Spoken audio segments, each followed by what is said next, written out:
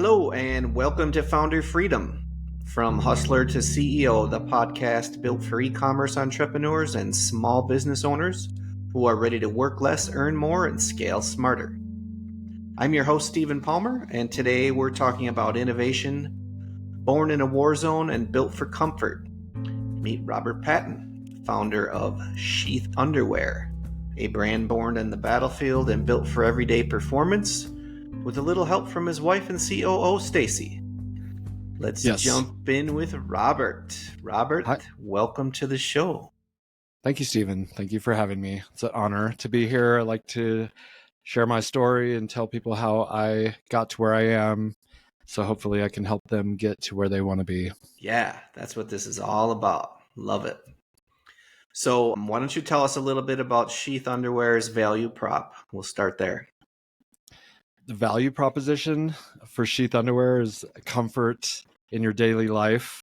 It has a pouch inside the underwear that isolates the boys from the inner thigh region, thus reducing friction and sticking and unsticking, which can eliminate uncomfortable situations. Mm-hmm. And I had that exact situation when I was in Iraq in 2008, where I was just so uncomfortable in my underwear that I had this idea where if we had a pouch in the underwear, it would prevent that from occurring. It would cool things down and make me a little bit more comfortable. And so I literally went and had some made while I was in Iraq. Oh, wow. I drew them out. After it.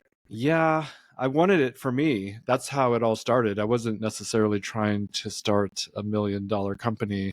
I was just trying to fix my own problem. Mm-hmm.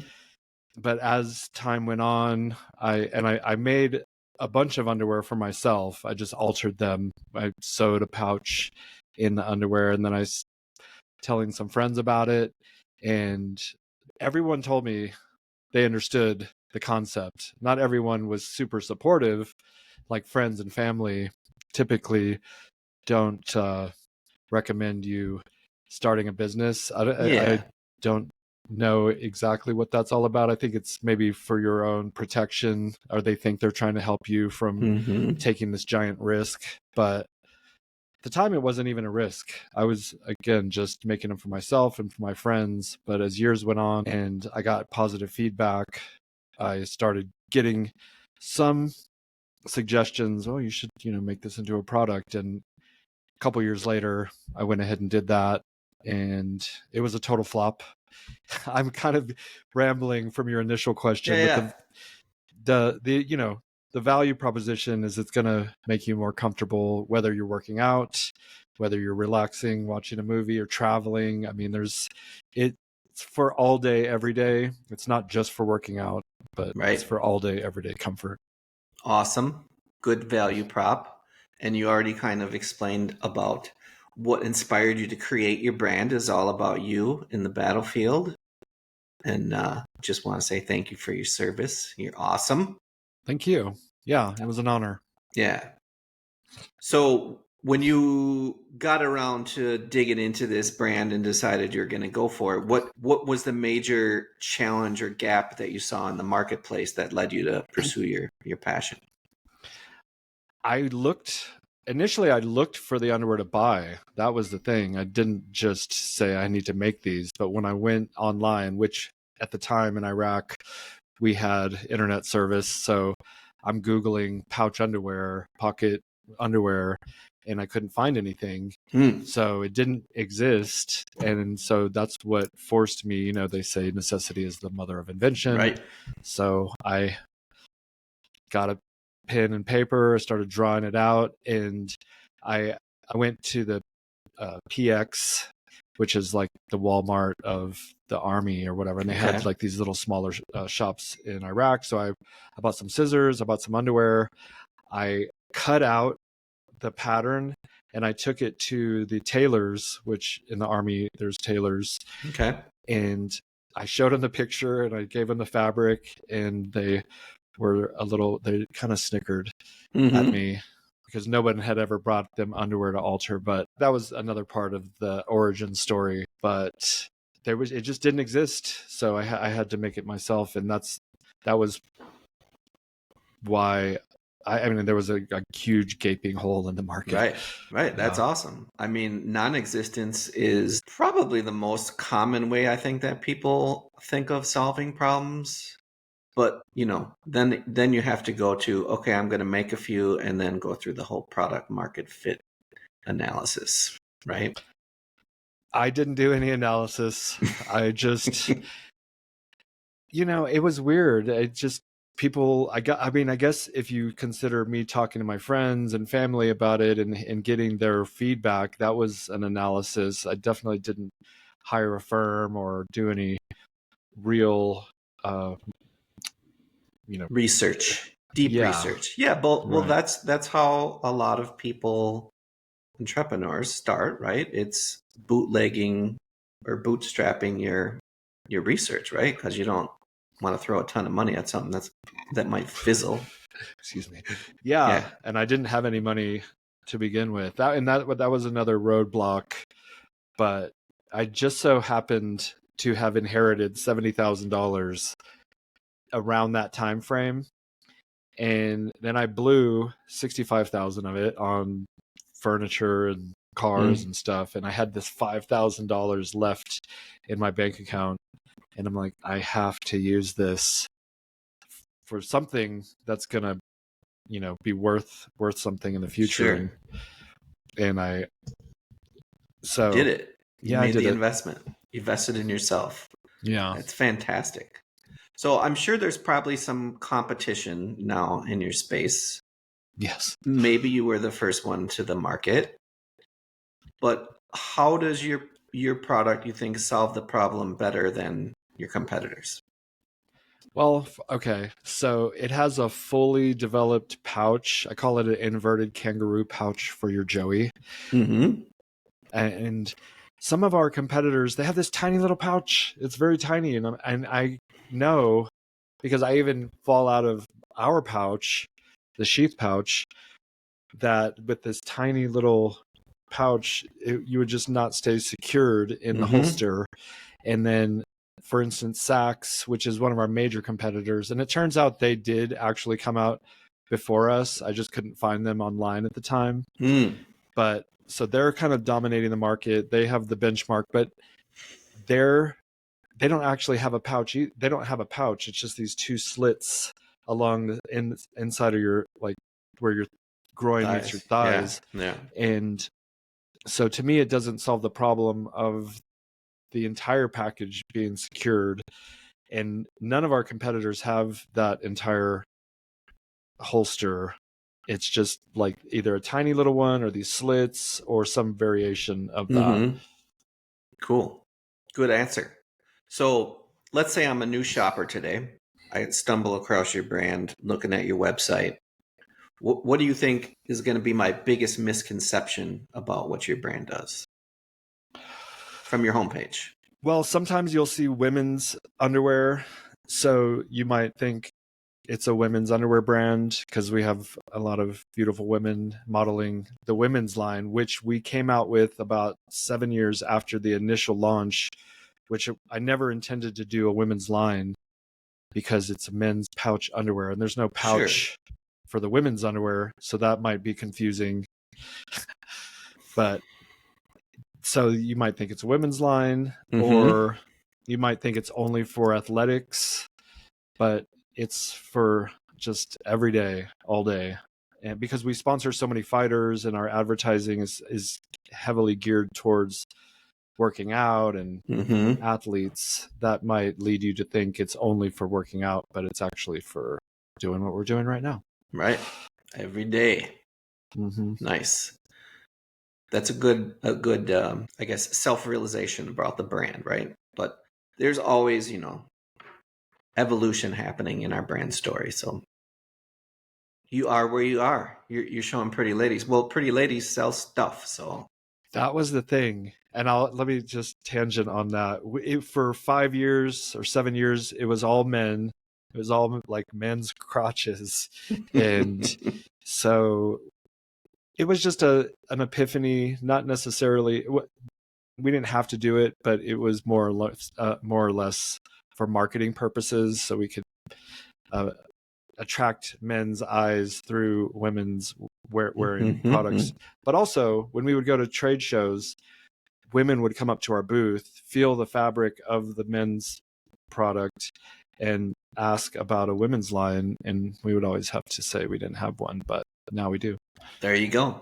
Good job. Found another little gap. Mm-hmm. So could you share a quick success story? Either it could be like a customer success story or a mission success story for your brand with our listeners. Well, one of the major accomplishments that we had happened last year, which we were reached out to by the UFC, the Ultimate Fighting Championship, and they wanted us to be the first initial underwear sponsor of the UFC. And being a huge fan of the UFC, it was just something that I don't know, I didn't think would ever happen, because we're alongside brands like Budweiser and Netflix and Monster and these billion-dollar brands. And here we are, still not even making $10 million a year, given this opportunity to expose our brand or align our brand with the fastest growing sport in the world. It's a worldwide brand. And we did a test.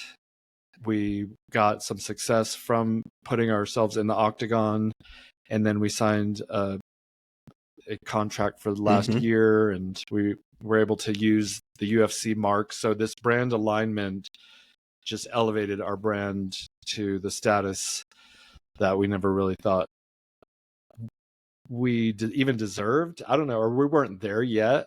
Yeah. So, well, it wasn't on your radar because that's not normal, right? Yeah, it was so crazy. But somebody in that organization liked your product, so yeah, or they liked you, or they liked you if they met you. Exactly.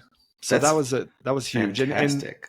Yeah. So then, like, dealing with sponsors over the years, you build these relationships, and maybe word gets out that they're good to work with, they're easy to work with, or they know we always pay our bills on time, and so it was surreal. I actually got the email from Kia from the UFC, and I thought it was fake, so I just scrolled past it, and then a couple of days later, I was like, it stuck out in the back of my mind, I guess, and I scrolled back and I reread it, and it had that UFC logo at the bottom, and so I ended up calling him, and it was like a Saturday morning, and he answered, and he said he had just got done from a bachelor party, and he was like a little hungover, but we had this nice talk, and then it just went from there, and we became the first official underwear partner of the UFC, which was just really way cool. Yeah. Way cool. The only other, I'm trying to think of my other interviews. The only other one that comes close is a bicycle manufacturing brand whose name I can't remember, but they got a deal this year with Walmart. Nice. But they worked on that for over a decade. We're working on a Shields deal, because here's another thing. We're not in any stores other than very small boutique stores. We're not in any major chains, and we just feel like it would add to further elevate our brand to be in a store, if only for marketing purposes. Like, our customers in Shields see our brand, they might not even buy it there, but they'll know we exist, and then they might come to the website or whatever. Right. Very cool. So what kind of trends are shaping the future, you think, for your industry? There's a huge move against polyesters, plastics in our clothing, because it turns out we're absorbing a lot of plastics into our body, and we don't really know the outcome of what that's going to look like, but there's a huge move against that. So we're moving into the more natural fibers as much as we can get. There's going to be some level of elastic or spandex within an underwear brand, otherwise they're going to be too stiff. But that's a major trend. The pouch itself is a major trend. Like a lot of our competitors that did not have pouches now have pouches. Sure. And even to the like Hanes and MeUndies, they never had pouches. Tommy John, you didn't have pouches, and now you're trying to come out with pouches. Right. But that's something you can't really trademark, probably. I don't know. Like there's actually quite a few pouch patents out there, but just like our specific design is unique to the market, so they just make a variation of the pouch. The big boys always eat up the little fish. So, well, I'm waiting for a call. Just kidding. I don't want to sell. I've been offered to get bought out so many times. I don't even read the emails because I love what I do. It gives me purpose. Being from the Army, a lot of my fellow soldiers who've retired are depressed and, not necessarily suicidal in some cases, not to get dark. But it gives me a reason to wake up in the morning. I have a team, I have a mission, and it's fun. Yeah. I get to do cool stuff. You're lucky in that way. That's awesome. That's fantastic to wake up and do what you like to do. Every day. I cannot do what I like to do anymore because I used to be a carpenter and I'm way too old for that crap. That would be something I would want to do. It hurts. It hurts now. But what about like a woodworking shop? Just, in your garage? Something like that, right? That could be better. Yeah. I hobby stuff, but still. Right. Yeah. The point is doing something that you love to do is super important. I love it. Which is a good segue for the next question, which is thinking about our entrepreneurial audience here.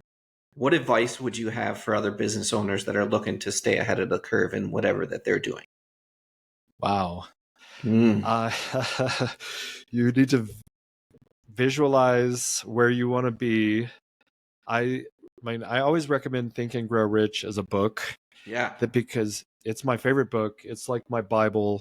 I've read it dozens of times, and every time I open it up, I get new inspiration because things are always changing. And that book is over 100 years old, but it's still relevant to this day.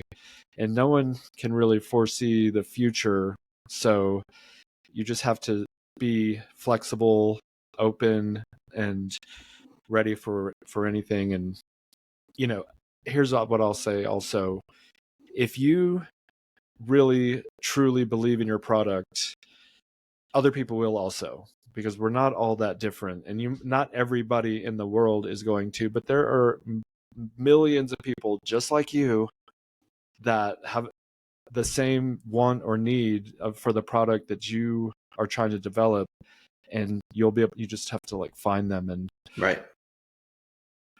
go from there. Yeah, you either bootstrap it or you contact people like me to help you find your audience. Yeah, exactly. Right on. So what's next for your company? We are going to start opening up to new product options.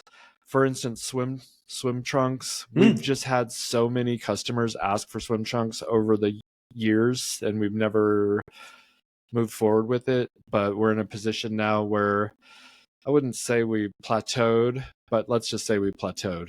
Yeah. You never plateau, but unless you just like succumb to that and but you have to find new ways to generate revenue, and one new way to generate revenue is to introduce new products, especially ones that are being recommended by your customers. So, I mean, that's one thing we did with the women's line. Now we're going to do it with swim trunks, and we're moving in a way. We're going to move away from MMA to a degree and more into like golf and football and sports where the audience is like a little more highly educated and a higher income. And so we're just pivoting a little bit, but by introducing new products, I think that's going to generate more revenue, because we get approximately 2,000 to 3,000 visitors every day to our website. But 200 of them purchase, right? Yeah. So with all those visitors, if we offer more products, that will increase your average order value. And so that's just a way to take advantage of the customers that are already on our website. Absolutely. It's true. If you have a decently strong following for your brand, you could sell them whatever. They're gonna test it out. Right. And then they're gonna tell you, was it good or was it not so good? Yeah, and then we can adjust accordingly. Yeah. I want to do pajamas. We did recently introduce socks, which was a natural evolution since we're an underwear brand, and those are doing really well. I want to do polo shirts.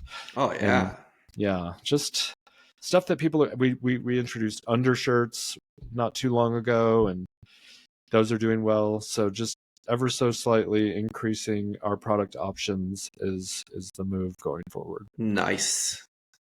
Well, thanks. Your brain is so focused. It's really wonderful to have a conversation with you. Thank you. I have a problem focusing, so that's why I'm appreciating it. Well, I don't hear that very often, but this is one thing that I am obsessed about.